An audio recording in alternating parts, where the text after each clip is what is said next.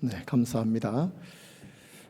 성가대 대신에 찬양대 대신에 이렇게 중창을 하니까 참 좋네요. 은혜스럽고 가능하면 독창이나 연주보다는 중창 쪽으로 그렇게 예배 시간에 맞춰주시면 감사하겠습니다. 하나님의 말씀 같이 보겠습니다. 갈라디아 6장 6절에서 10절까지 말씀. 갈라디아 6장 6절에서 10절까지 말씀입니다.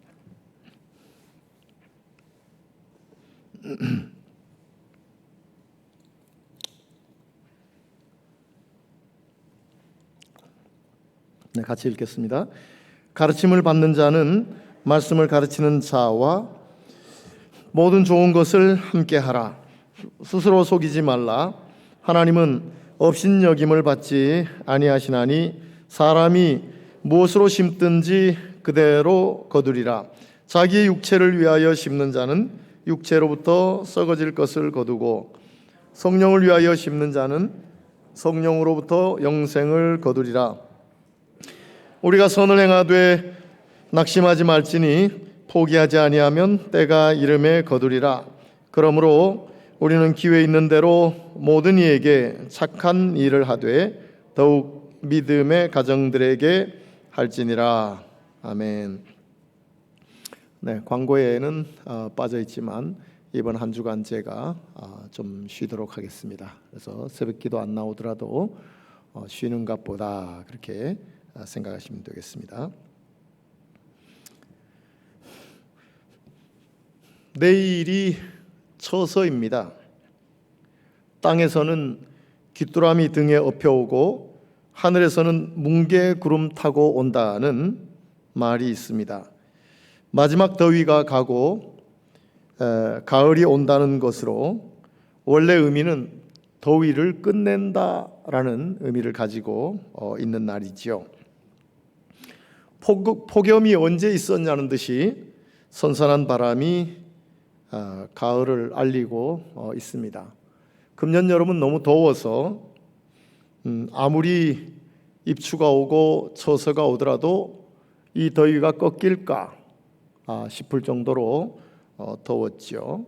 그러나 매년 그렇듯이 아무리 더워도 입추 처서 지나면 선선해지고 있습니다. 금년도 심지어 코로나19가 막을 듯한데도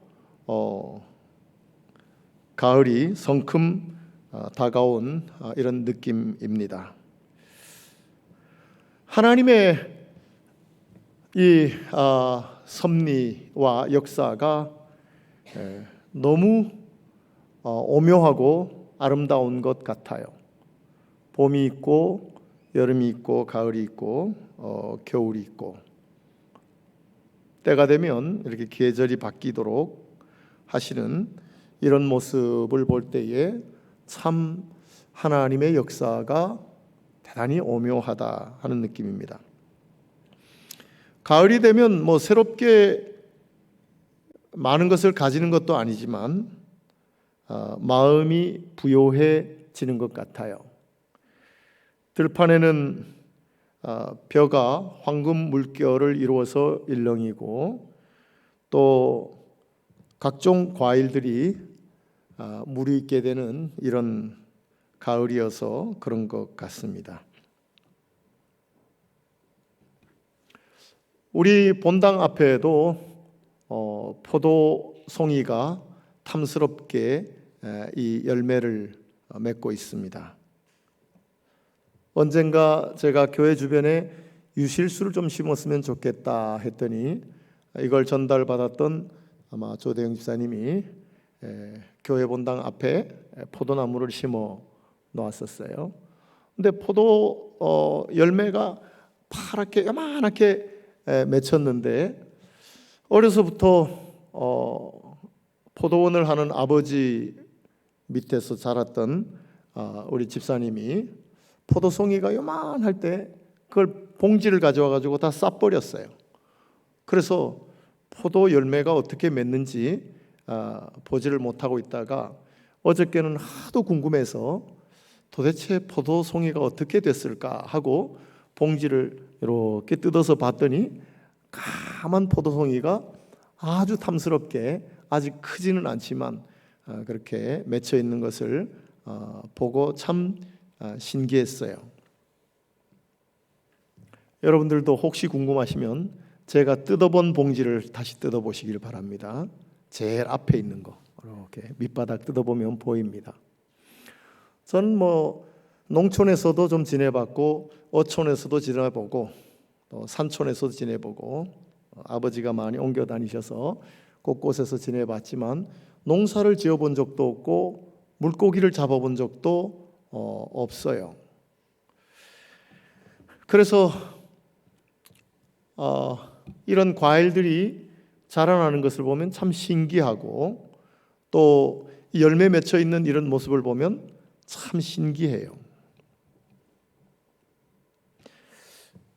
가을은 이렇게 곡식들이 무르익게 되고 열매가 자라나게 돼서 보고만 있어도 마음이 풍요로워지는 것 같습니다.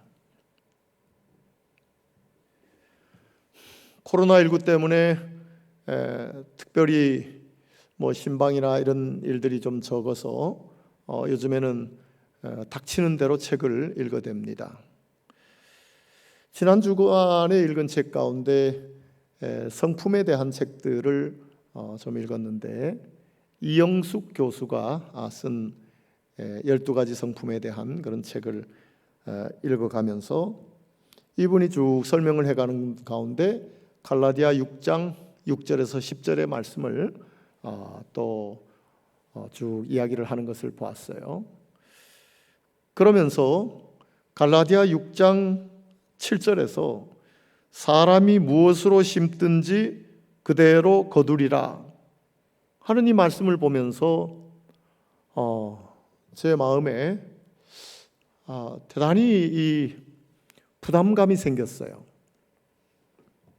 더욱이 이 말씀은 앞부분에 스스로 속이지 말라, 하나님은 업신여김을 받지 아니하시나니 라고 말씀하시고, 사람이 무엇으로 심든지 그대로 거두리라 이렇게 말씀하고 있어요.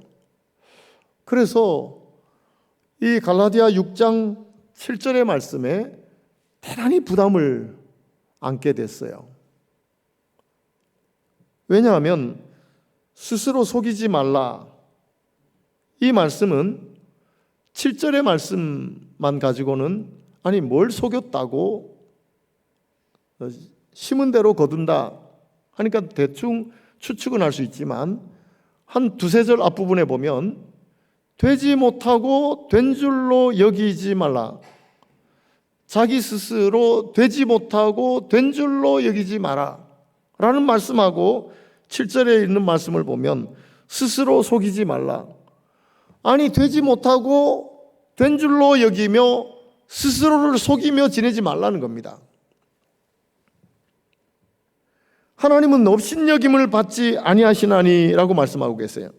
하나님은 업신여김을 받지 아니하시나니, 업신여김, to be fooled라고 번역한 영어 성경도 있어요. 무슨 얘기입니까? 바보 취급 당하시는 분이 아니라는 얘기예요. 하나님은 바보 취급 당하는 분이 아니다. 다시 말하면 하나님은 꿰뚫어 보시는 분이다. 꿰뚫어 보시는 분이다. 그러니 아무리 사람이 자기 스스로 되지 못하고 된 줄로 여기며 스스로를 속이고 살지라도 하나님은 속지 않으신다. 하나님은 바보 취급 당하지 않으신다. 하나님은 아신다. 그러고 나서 하신 말씀이 사람이 무엇으로 심든지 그대로 거두리라 이렇게 말씀하고 계세요. 무슨 얘기입니까? 아니 아무것도 심지 않아놓고 뭔가 거두려고 기대하고 있고 왜 아무런 열매가 없지?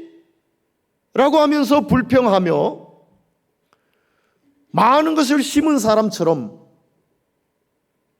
그래서 자기 자신이 된 줄로 여기는, 스스로를 속이는 이런 삶을 살아봐야 하나님을 바보로 만들 수는 없다는 거죠.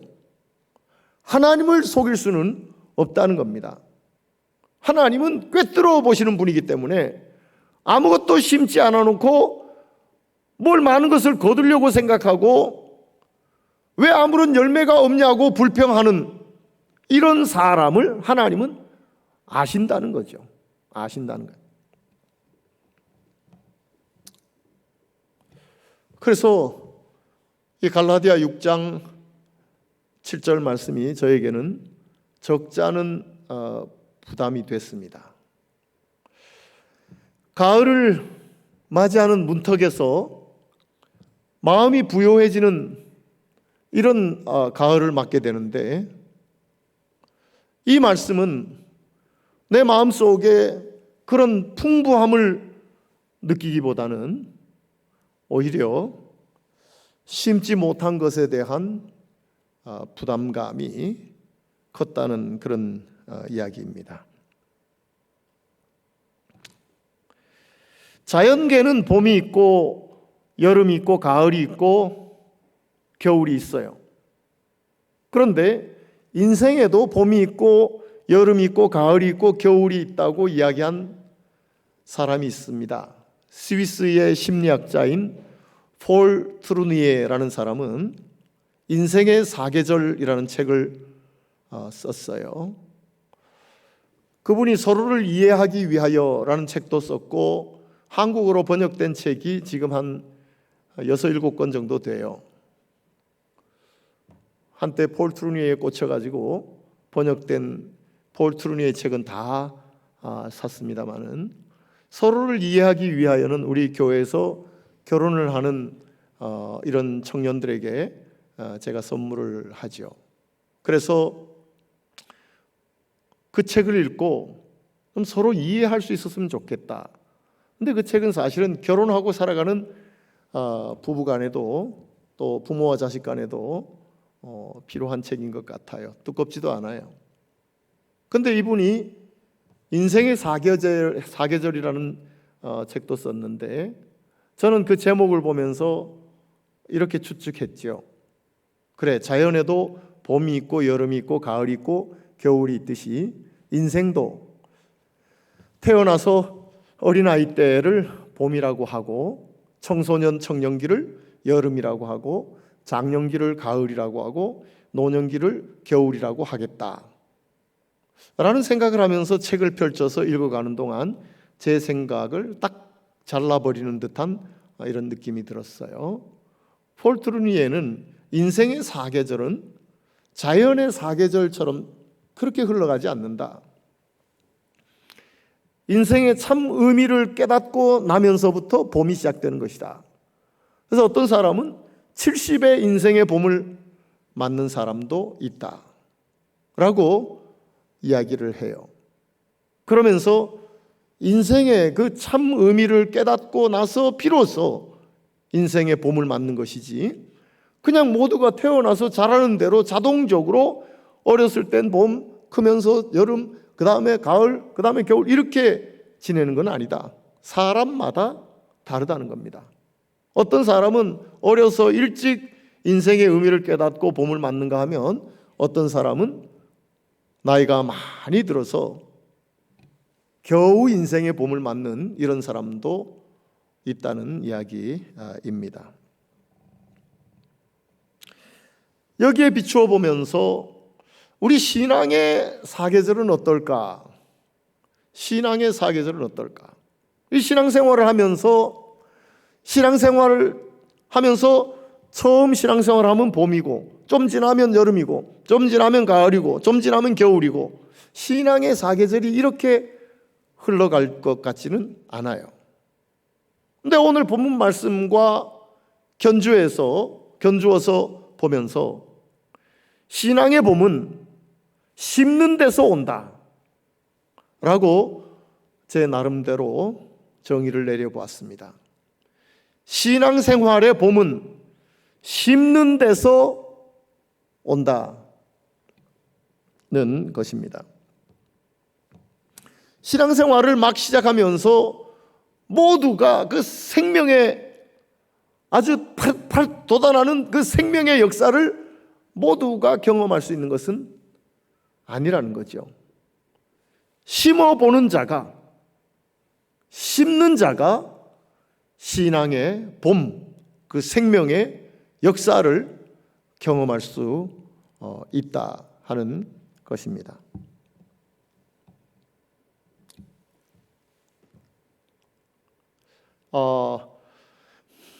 포도나무, 포도열매 이야기하면서 조대영 집사님 말씀을 드렸지만 유실수를 심었으면 좋겠다 그랬더니 조대영 집사님이 6그루의 나무를 가져와서 뒷밭에도 화단에도 심고 앞에도 포도나무를 심고 그래서 6그루를 심었어요. 어떤 건 포도나무도 심었지만 대추나무도 있고 복숭아나무도 있고 사과나무도 있고 여러 종류의 나무를 6그루를 이렇게 심었어요.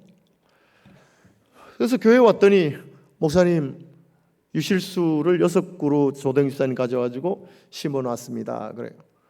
그래서 화단에 가보니까 아니 저는 그래서 이거 사과나무구나. 아우 참 사과나무.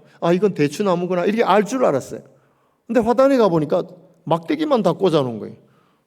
막대기만 꽂아놓고 뭐 유실수를 심었다고 그래서 아니 이건 다 똑같은 막대기잖아. 그랬더니 목사님 그래도 다릅니다. 이건 대추고 이건 사과고 이건 복숭아고. 저는 아무리 눈 씻고 봐도 그냥 막대기. 근데 좀 있다가 보니까 밑둥치에서 잎사귀가 막 나오는데 아니 그냥 죽은 막대기나 산 막대기나 그게 그거 같은데 막대기 꽂아놓은 줄 알았더니 잎사귀가 막 돋아나요. 와, 이게 생명을 심으니까 이게 죽은 막대기 같지만 이게 생명을 이 생명력을 느낄 수 있구나 하면서 그걸 카메라에 담았어요. 사진을 찍고 그리고 글을 썼어요. 그걸 전도지로 우리 교회 전도지로 만들었죠. 생명을 심으니까 이 생명이 꿈틀거리며 역사하는 것을 경험할 수가 있어요. 너무너무 신비해요. 자연계의 봄, 여름, 가을, 겨울도 그 속에서 하나님의 신비함을 우리가 맛볼 수 있지만 우리 신앙생활의 봄, 신앙생활에 있어서 생명을 심으면 하나님의 놀라운 역사를 크게 경험할 수 있을 것입니다. 심어야 합니다. 심어야 해요. 그래야 하나님의 놀라운 역사를 구체적으로 가까이에서 경험하며 그 신앙생활의 감격을 누려갈 수가 있어요. 그런데 처음에 심으면 이게 죽었는지 살았는지 몰라. 이게 살아있는 막대기인지 죽어있는 막대기인지 도무지 구분이 안 돼요. 마치 겨자씨를 심어 놓으면 너무 작은 겨자씨를 심어 놓아서 이게 살는지 죽을는지도 몰라요. 처음의 시작은 대단히 미약해요.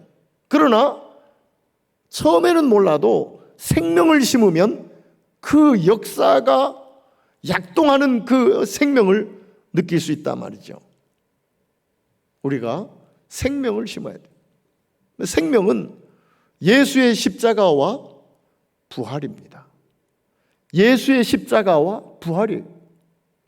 예수님의 십자가에서 흘려주신 그 보혈의 피로 나의 말할 수 없는 죄까지 다 용서받았다는 이 죄의 확신, 죄사함의 확신, 이것은 우리를 힘있게 만들어요.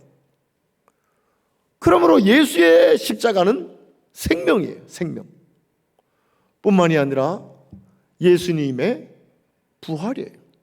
예수님의 부활. 잠깐 살다가 없어지는 육체가 아니라 영원히 누리는 생명. 이 생명은 예수의 부활을 믿음으로 받아들이는 순간 이 생명의 역사가 시작이 되는 거예요.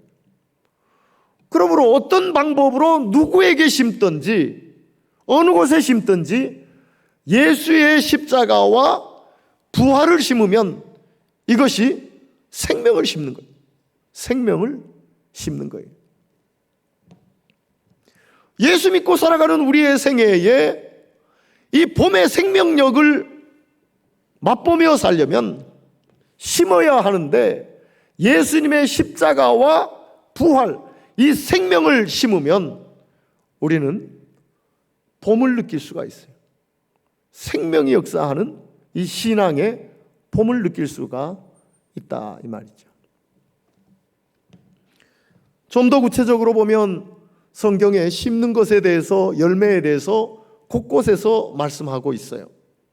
오늘 본문 말씀에서 말씀해 주시는 것은 선을 심으라, 착한 일을 심으라, 이런 말씀을 오늘 해주고 있죠. 물론 이제 원문을 혼용하고 있어요. 아가토스와 칼로스를.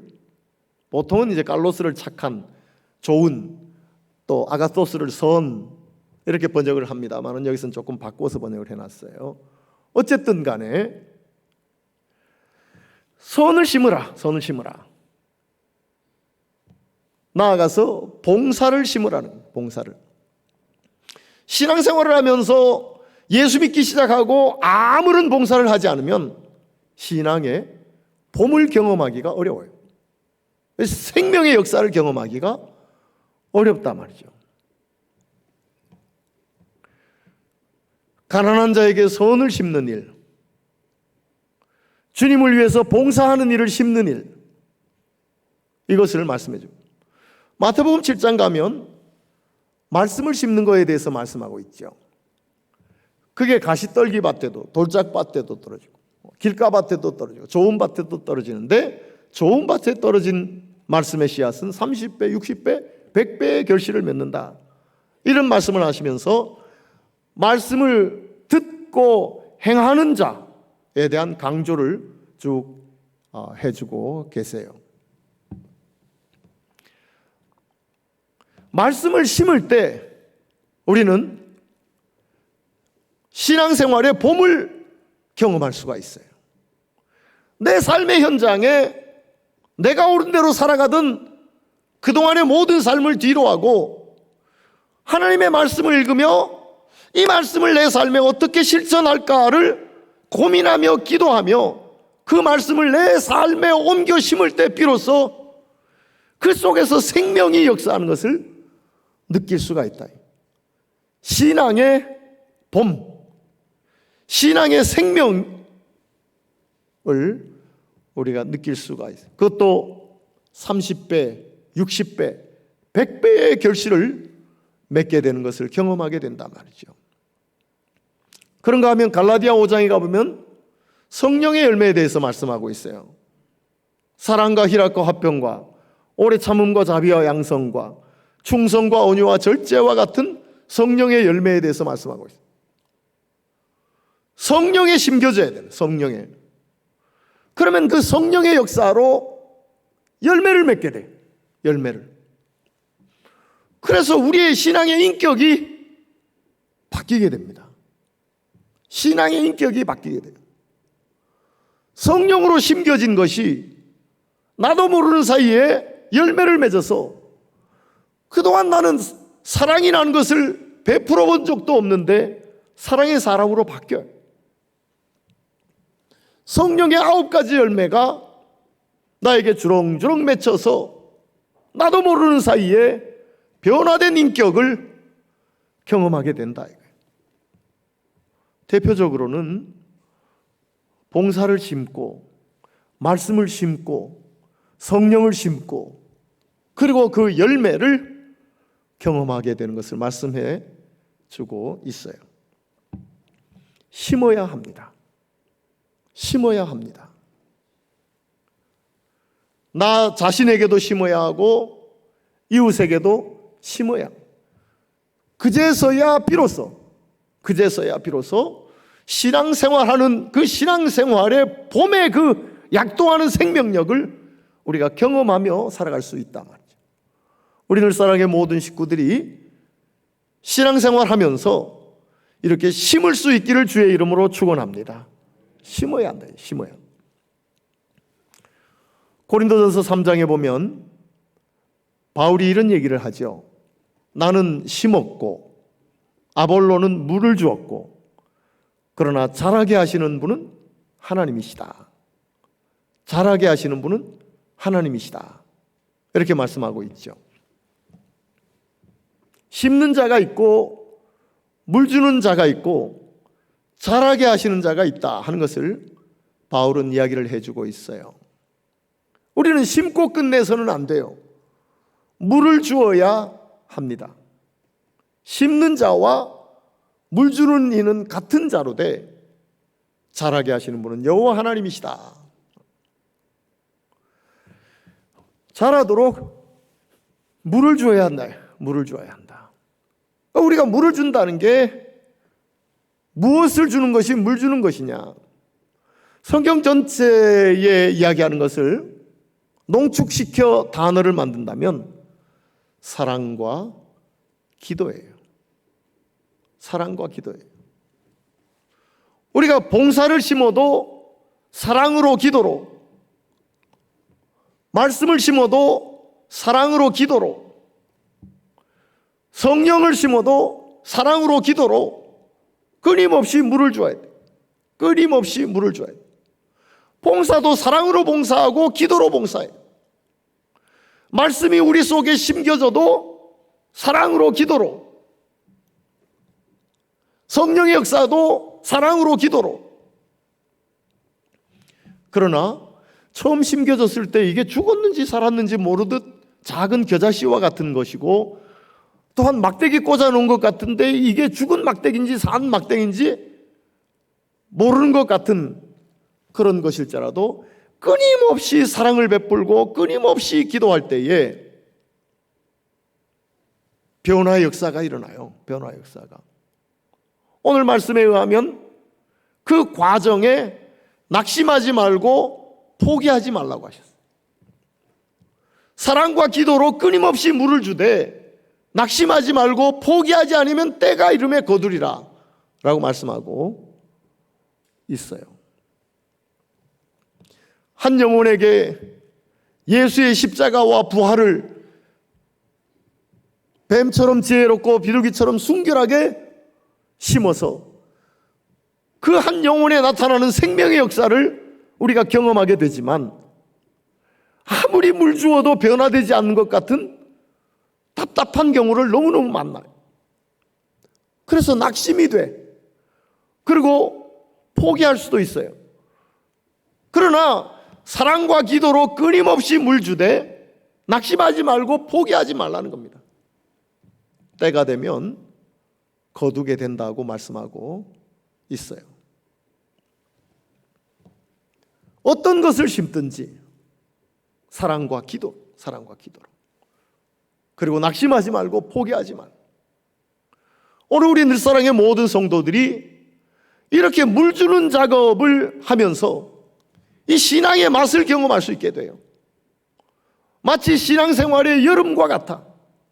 폭염 속에 겨우겨우 애써 견뎌내는 여름과 같이 물 주는 작업이 보통 어려운 게 아니에요.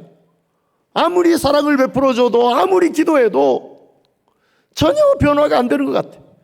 겨자씨가 그대로 겨자씨로 있는 것 같고 꽂아놓은 막대기처럼 죽었는지 살았는지 모를 정도로 꽂혀있는 막대기 같은 이런 세월이 너무 길어지는, 그래서 전쟁하는 것 같아. 전쟁하는 것 같아. 영적인 전쟁. 언제 여기서 잎사귀가 나올까? 언제 조그만한 열매라도 기대할 수 있을까? 끊임없이 사랑으로 끊임없이 기도로 물을 주는데도 이건 정말 너무 힘드는 여름같이 변화가 없는 것을 경험하게 돼요. 그러나 그것 자체가 우리 신앙생활에 힘을 주는, 신앙생활의 여름과 같은 이런 때예요. 싸우는 거예요. 영적으로 하나님 앞에 간절히 기도하며 엎드려서 기도하며 눈물로 기도하며 일어나면 나에 있는 모든 것을 털어서 사랑을 베푸는 거예요. 사랑을 베푸는 거예요. 괜찮아요. 그게 봉사라도, 교회에 봉사하는 것이라도, 영혼 구원을 위해서 심는 것도, 나 자신을 위해서 성령의 열매를 맺기 위한 것도, 나 자신만 봐도 그래요. 아무리 노력을 해도 변화되지 않는 것 같은 그런 자신이잖아요.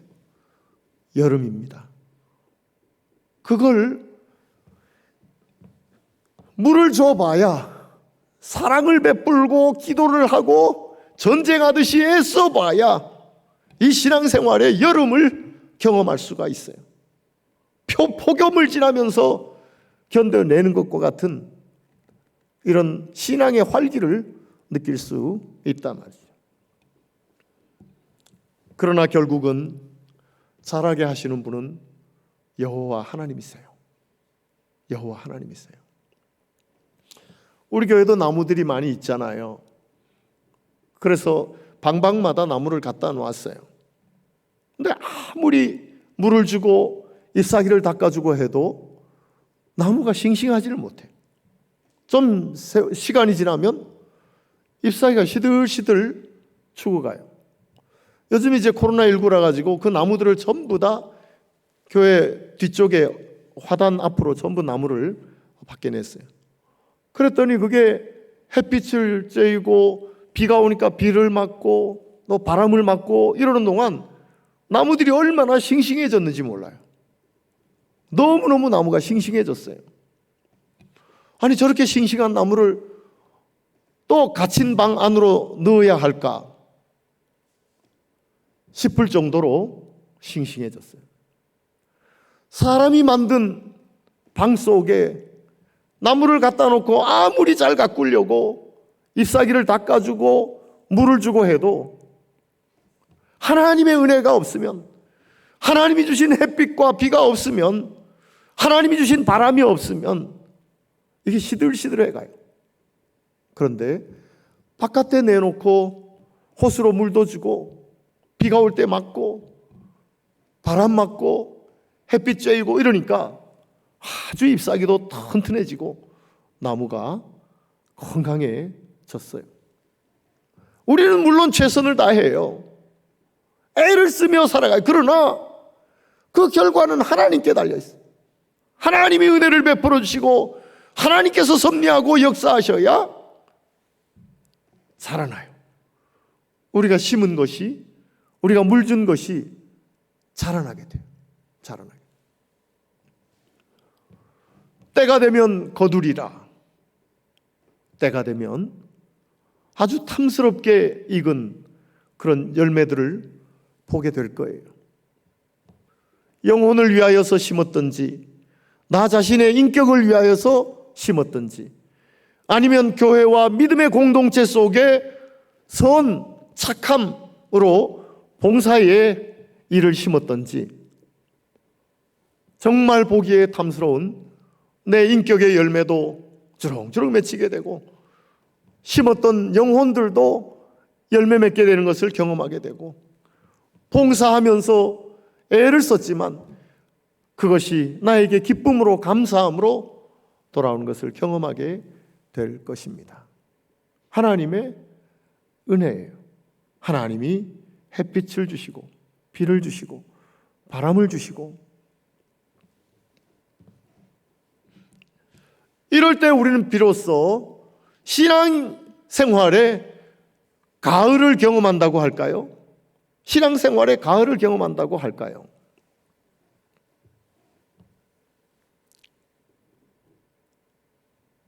이것은 신앙생활 하면서 모두가 자연스럽게 이렇게 경험하면서 아주 다이나믹한 그런 신앙생활을 할 수 있으면 좋겠지만 그렇지 않아요.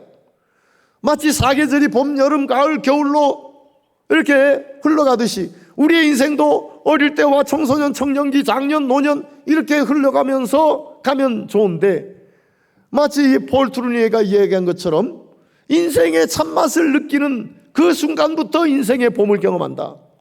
그게 70일지 80일지 몰라도 우리 신앙생활도 그런 것 같아요. 봄도 없이 여름도 없이 가을도 없이 겨울도 없이 신앙생활을 한 건 하는 것 같은데 아무런 감격도 없고 아무런 변화도 없어. 그러나 심을 때 비로소 우리 신앙생활에 봄을 경험할 수 있고 그 심은 것이 자라도록 물 주면서 정말 애를 쓸 때 우리는 신앙생활에 여름을 경험할 수 있고 나도 모르는 사이에 어느새 쑥쑥 자라나서 열매를 맺게 하시는 그 하나님의 은혜를 경험하면서 우리는 신앙생활의 가을을 맛볼 수 있습니다. 이렇게 신앙생활을 하더라도 때가 되면 우리 육신의 삶은 끝나게 돼요. 돌아보니 후회밖에 없고 하지 못한 것에 대한 안타까움밖에 없고 내 인생이 왜 이렇게 끝나는 것일까?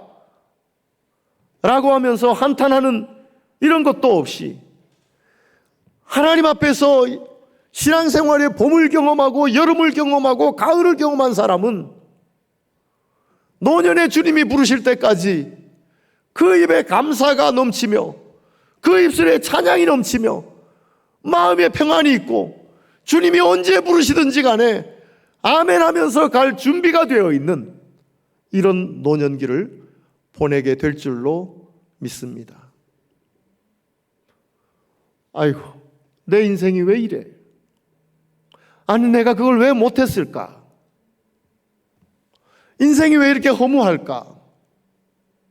이런 세상적으로만 살던 사람의 이야기하고는 달리 정말 신앙생활에 이 다이나믹한 경험을 하면서 이제는 노년기에 하나님의 부름을 기다리면서 은혜 속에서 사는 거예요.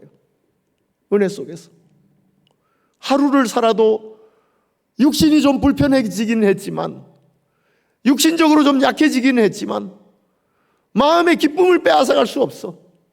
내 삶의 평강을 빼앗아갈 수 없어.